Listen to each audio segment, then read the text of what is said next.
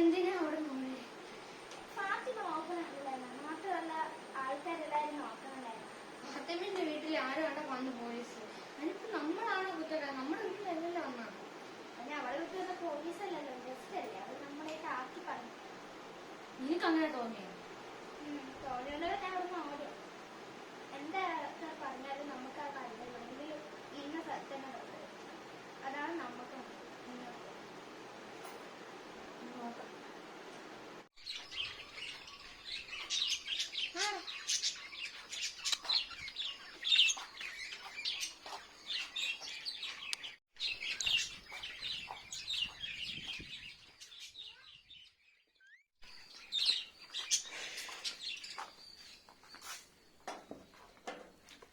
സുഭാഷേ, സുഖം തന്നെ?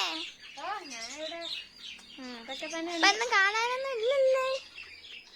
കുറച്ച് സ്ഥലത്തൊക്കെ പോകാനുണ്ടായിരുന്നേ, നമ്മൾ ഈ കുറച്ച് 3-6 ഭാഗത്തുള്ള പരിപാടി.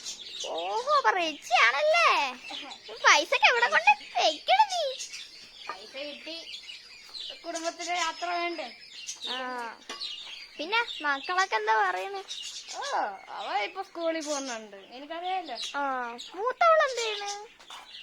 മൂത്തവനൊന്നും ഇല്ലല്ലോ, എനിക്കാകെ ഒരു മോനല്ലേ. ഇത് പറഞ്ഞ ശരിയാണോ? എനിക്കാണല്ലോ പറഞ്ഞ ഞാൻ തെറ്റി പോകും. കുറച്ച് ബുദ്ധിയൊക്കെ വേണം നമുക്ക്. പോണം അങ്ങോട്ട്. നല്ല വർക്കുണ്ടല്ലേ? ഈ സമയത്ത് കോൺട്രാക്ട് പണി തന്നു. അതാ ആള് വല്ലാത്ത സൈക്കോ തന്നെ. കോൺട്രാക്ട് എന്തോ ഒരു വലിയ ബന്ധമുണ്ടെന്നൊക്കെ പറഞ്ഞു. അതാ. ഇവിടുന്ന് കല്ലെന്തി?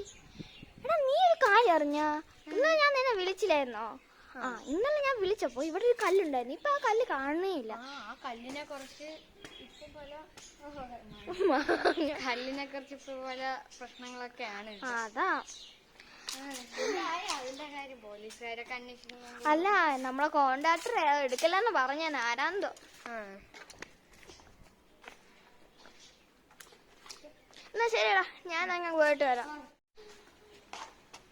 പണിയേടാ, അതൊക്കെ തേച്ച് വൃത്തിയാക്ക് പെട്ടെന്ന്. സുഭാഷേ,